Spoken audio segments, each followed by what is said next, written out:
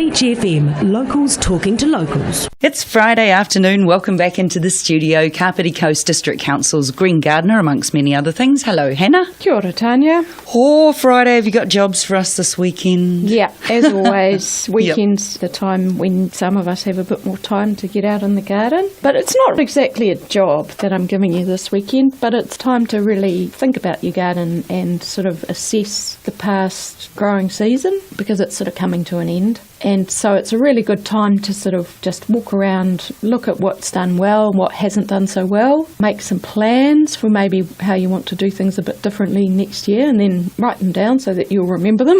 We've had a funny season. It's very dry at the moment. It's surprisingly dry. I've had to start watering my garden again when I didn't really have to over January and February. I sort of left it to the rain. But although we've had rain, it's not that we haven't had rain, but the soil is still very dry. It's not really sunk in properly. So you might want to look at where you might want to set up irrigation next year. For me, that's concentrated around the veggie patch, and each year I'll sort of build in a little bit more to make life easier for those dry spells. If there are things that haven't survived the drought, you might have a few gaps in your garden, then it's worth thinking about what you want to replace it with, and maybe looking at what has done well, and can that be sort of divided up. Or a lot of perennials in the autumn can be split. If they're the type that spread along the ground in a big clump, you can divide them up. So use the things that are doing really well, or go and support your local garden centres and replace some of those ones that haven't done so well. But as I said, it's very, very dry, so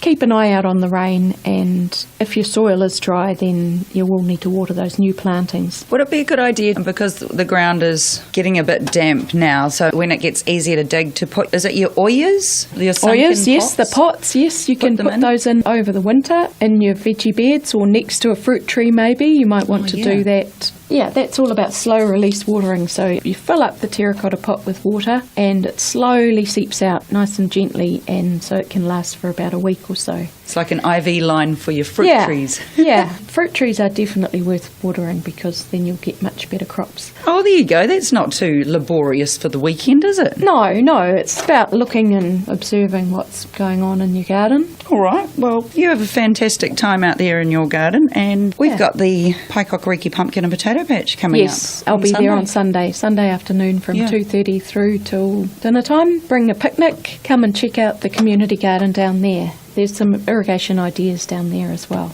Oh, brilliant. Too many reasons to go and not enough reasons to stay at home on the sofa. That's Hannah Zwartz. You have a great weekend. Kia ora. 106.3 Beach FM.